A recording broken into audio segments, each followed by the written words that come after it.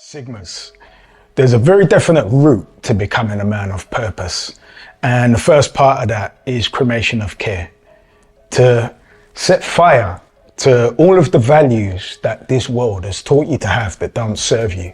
You have to go inside. And there's a period you just have to cut yourself off from the world and not care. You've got to go inside for the shadow work.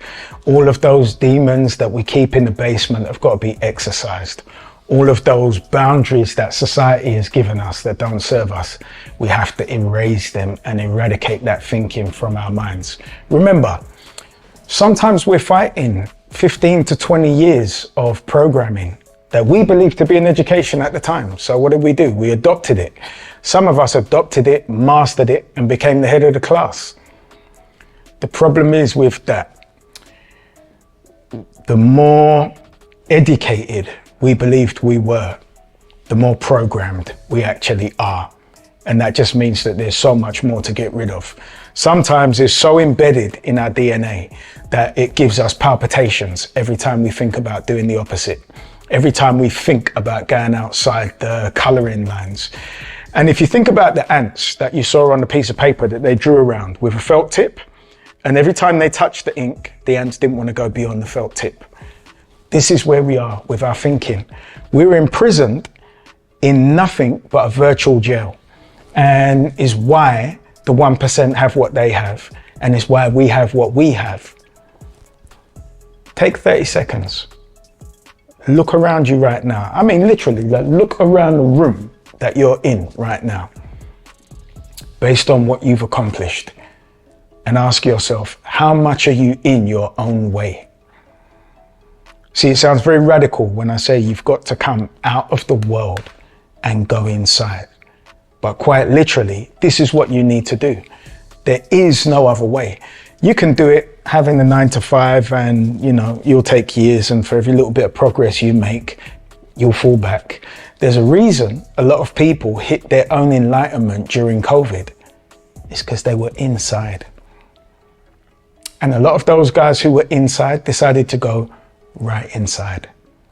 Studying, got more into spiritual practice, more into meditation. And because you take that time out of the world, it really does impact on not only who you are, but your own self-reflection. Self-reflection that some of us avoid for years. This physical body, this avatar, is only a vessel. The best way I can put it is your radio receives a signal. Who we actually are is the signal. This avatar just facilitates the signal communicating with other users and listeners. We are spirit, and just like any device, because we are merely devices, one thing I do is I say thank you for this solid vehicle that I have the use of every day to the source, because this is only a vehicle. I, who I am at my core, lives in the cloud that we call the etheric realm. My job is to master my imagination, to emotionally feel everything that I want and move towards it, to take it from the etheric realm where I live in the cloud and bring it back down here in the material through the use of my vehicle. When you understand it at such a basic level, it doesn't matter whether you're a Christian, a Muslim, a Jew, a Buddhist, how you meet the higher consciousness is irrelevant. What you need to know is that the gnosis, the higher consciousness, is there. And through that higher consciousness, your spirit needs to interact. So your spirit is the frequency that is broadcast to the radio, this show. If you bust open a radio, you're not going to see guys playing the violin and the guitar, because they're not there. It's just a vehicle. And the signal will continue even if the radio's smashed. It's just that the radio can't receive the signal, and that's what our spirit is. Now, our soul is something wholly different. The soul is at source, and our spirit, through the silver cord, connects the soul to communicate. The reason I said what I said in the first video about going inside is to understand and gain the communication at a spirit level with soul. The third stage. Hey, this is a motherfucker, because this is the hardest one. You see, you can be emotionally attached to the shit that you were programmed with, and you got rid of it and you beat it and you say, yeah, piece of piss. I always knew it was a lie. My spirit was resisting the whole time. It's just that I did it long enough. This is the kicker. There are people in your life that you love. They are not fit for purpose where you are going. My grandfather used to say, nothing no good, sir. Nothing no good, sir. You will see how many times you have forgiven them and the character remains the same, and they come right back round and do the same historic shit they've always done. Part of going inside and being by yourself is to learn to love your own company. It's okay to be by yourself. And you're gonna have to part ways with these people. And you're gonna have to part ways permanently. That's gonna hurt you to make that decision, because it's like cutting off an arm or a leg. A friend, a family member, a lover. This is hard shit to do. But ultimately, you will not be able to accomplish your purpose with these people in tow. So the things you've got to get rid of after exercising the demons in the basement are the people, processes, places, and habits that don't serve you. Fourth component is now walking into who you are. You have been becoming across this whole journey. Now you are walking into purpose so that you become your purpose. If you think about an invention, somebody thought about this, somebody made this.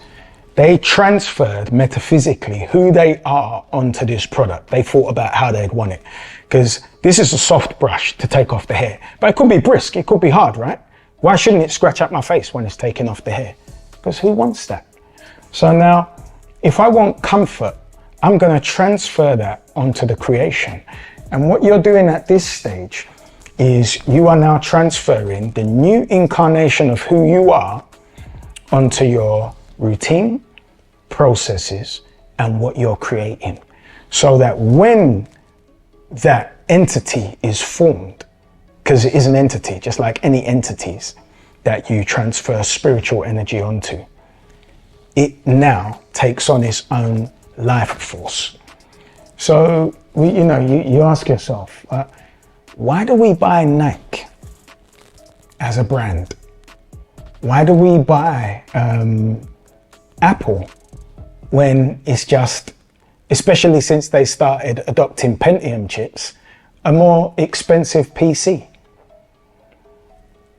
It's how we feel about it. And what you're doing when you metaphysically transfer your spirit onto your purpose and anything that comes out of that purpose is you are now taking how people feel about you and transferring it onto your purpose, your product, or the entity, the vehicle that you're creating to move forward. And you're probably asking, well, how do I do that? Well, now you're going to come to exude this new incarnation of you. This is another hard one. It's another hard one by and large because not many of us have experienced it.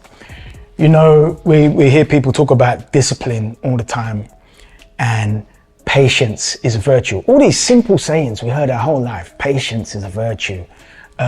You have to master discipline because your discipline will keep you.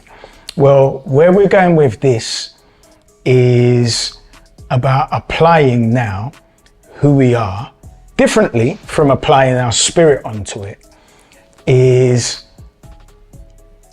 acquiring a desire for what we want to accomplish, but without expectation. And here's why you have to remove expectation. This is why when you go inside, we call the process the cremation of care, because you got to stop giving a fuck about so much. You care too much. You know, we have our devices. You post the shit, you're looking, ooh, do they love it? Fuck them and who they know. It doesn't matter. If what you've posted is supposed to attract their attention, the attention will be inevitable. You now just got to be worrying about what the fuck you're gonna do with the attention once you got it. So we're now talking about getting rid of expectation, but for a specific reason. Because that expectation will fuck you. Why? It's very hard to be patient when you expect something. Because every 2 minutes you want to check. Every day you want to check. Every week you want to check. You expect a result back. And heaven forbid you don't get it in the duration that you expected to get the result. You might just give in. And herein lies the problem with that. You know, if you run in a 200-meter race with no markings and you hear, we're going to fire the gun when you've done 200 meters, how the fuck do you know that you're 180 meters in if there's no markings and you've never done it before? You see, you only got 20 meters left. But so many people give up at the 180-meter yard mark. And do you know why that is? They had too much expectation. Expectation will eradicate your patience. Now, this is another part. And this is where these simple-minded motherfuckers be talking about male and female. Masculine and feminine are spiritual aspects of us.